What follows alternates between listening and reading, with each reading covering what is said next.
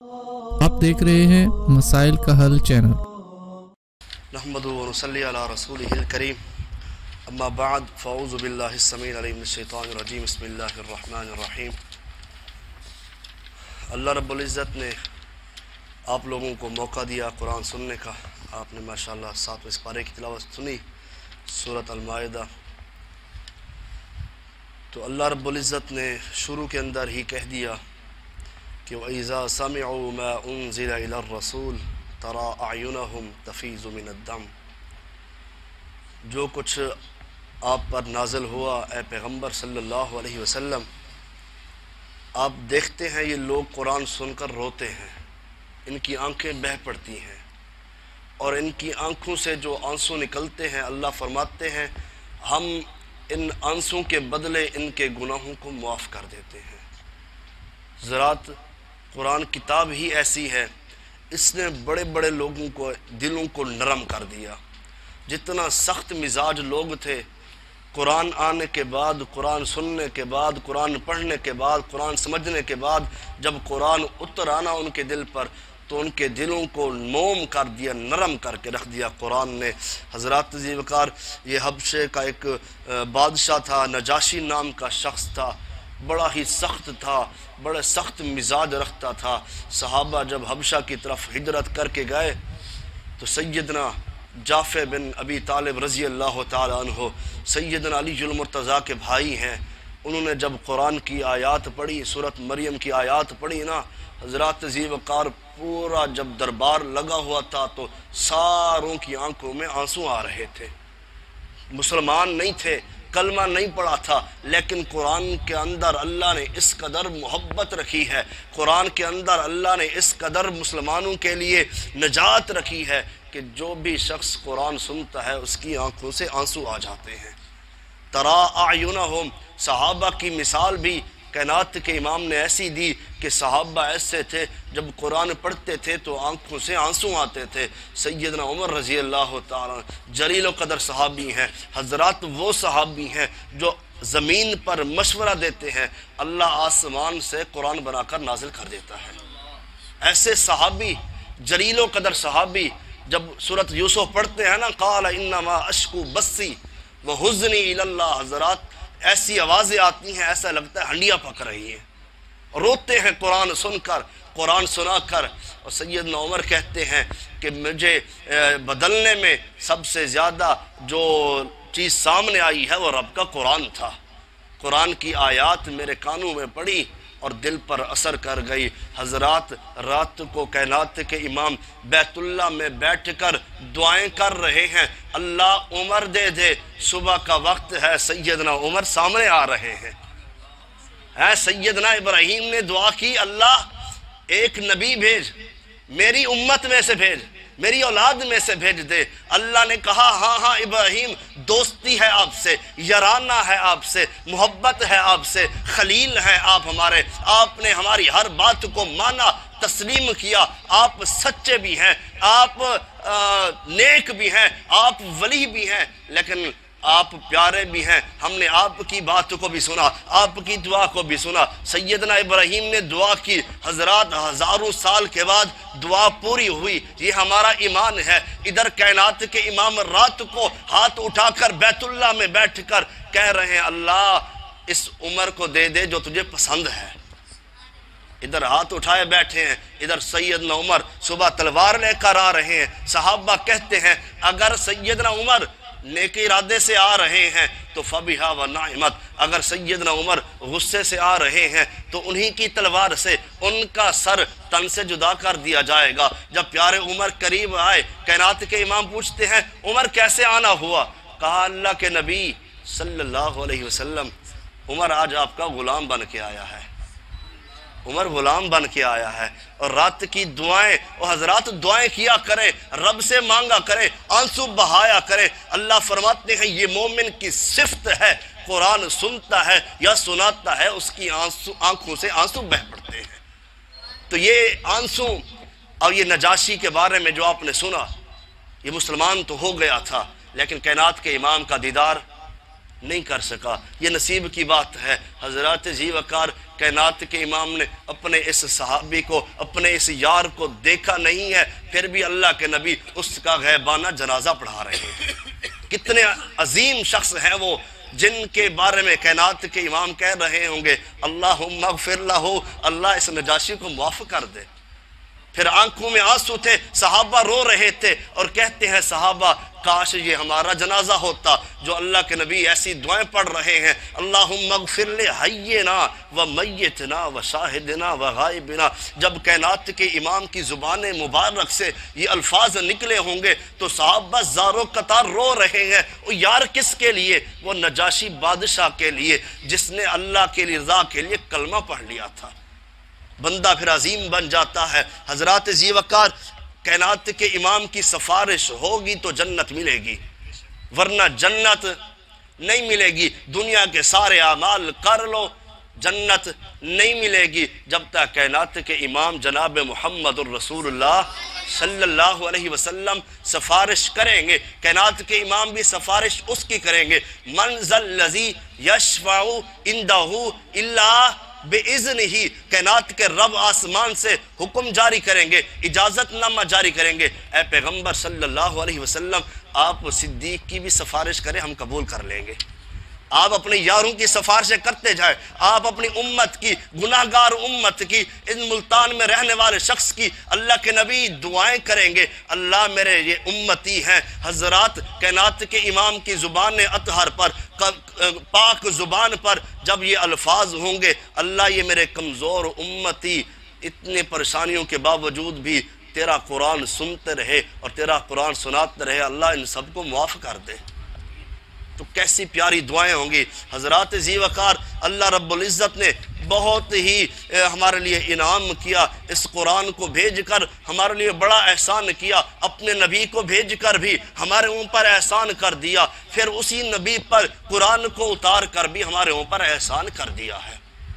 تو آقا علیہ السلام کل قیامت کے دن سفارش کریں گے، امید ہے سفارش کریں گے نا جی، ہمارا ایمان ہے سفارش کریں گے، عقیدہ ہے ہمارا سفارش کریں گے۔ تو آقا علیہ السلام جب سفارش کریں گے نا حضرات، یہ ہمارا عقیدہ ہے کہ حضور کی سفارش ہوگی تب جنت ملے گی، یہ تو عقیدہ ہو گیا۔ اب آگے آپ نے سنا قسم کے بارے میں لا یؤاخذکم اللہ باللغو فی ایمانکم۔ حضرات ذی وقار قسمیں مختلف قسم کی ہوتی ہیں، تو سید عائشہ رضی اللہ تعالی فرماتی ہیں کچھ قسمیں ہوتی ہیں انسان ہر بات پہ قسم اٹھاتا ہے، ہر بات پہ اللہ کی قسم، اللہ کی قسم، فلانے کی قسم، فلانے کی قسم۔ تو اس کی وضاحت فرمائی آقا علیہ السلام نے۔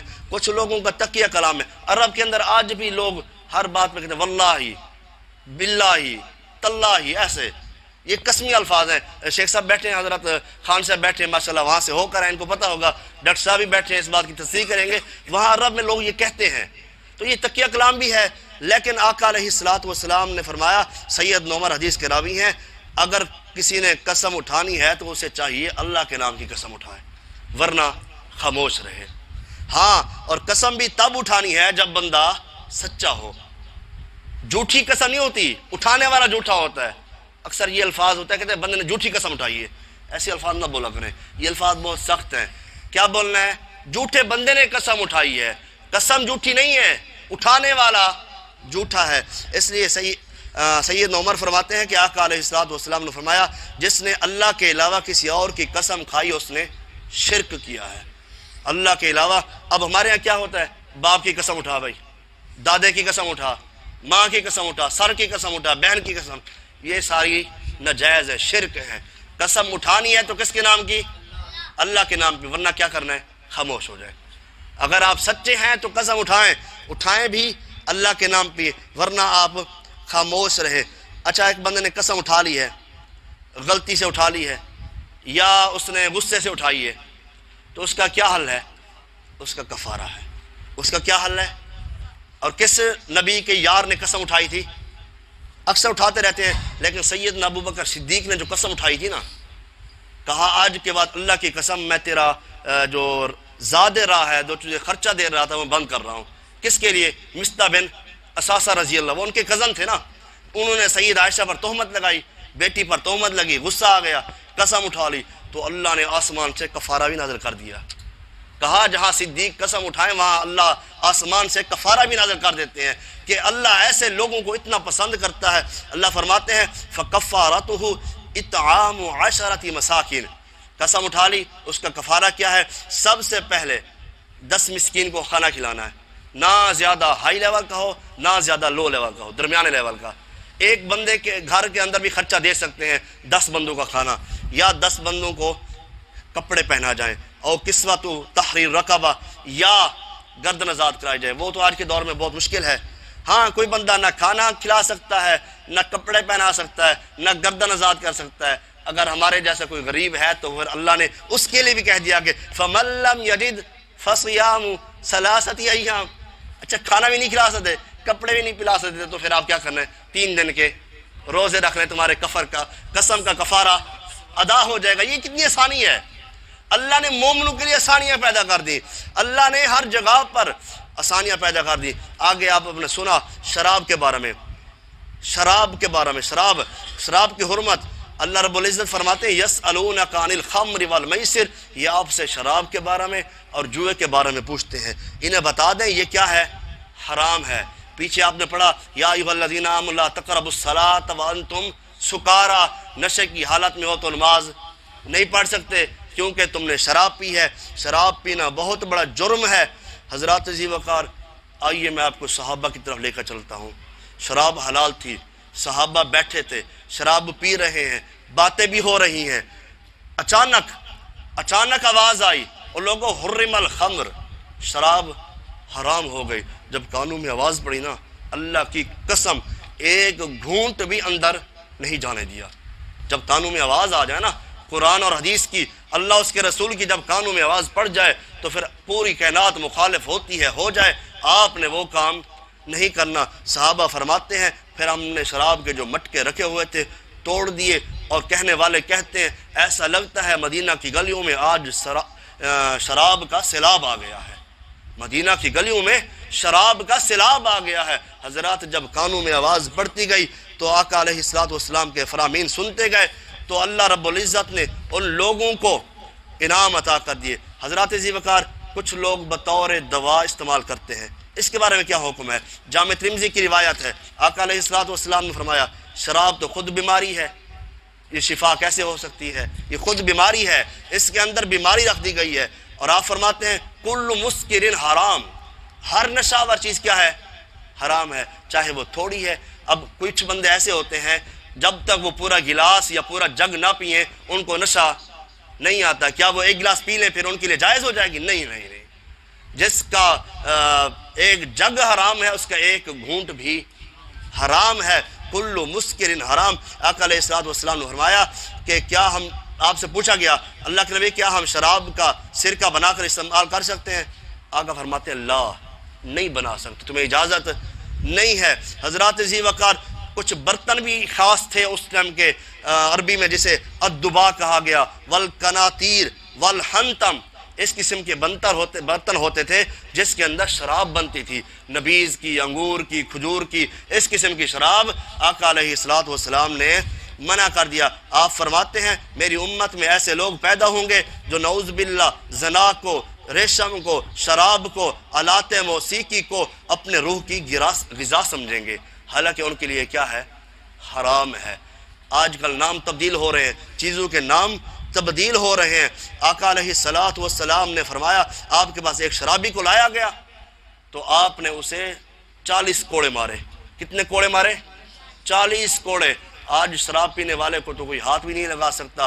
سیدنا سعد بن ابی وقاص رضی اللہ تعالیٰ عنہ فرماتے ہیں، یہ آیت پتہ ہے کیوں نازل ہوئی؟ فرماتے ہیں ایک دن ایسا ہوا کہ شراب اس ٹائم حرام نہیں تھی، مجھے دوستوں نے دعوت دی کہ آئیں شراب بھی پئیں گے، کھانا بھی کھائیں گے۔ اونٹ کا گوشت تھا، بھنا ہوا گوشت تھا، کہتے ہیں کھا رہے تھے، باتیں بھی ہو رہی تھی، شراب بھی پی لی۔ تو میں نے کہا فلاں بندے اچھے ہیں، فلاں بندے اچھے نہیں ہیں، ایسے عجیب باتیں ہونے لگی۔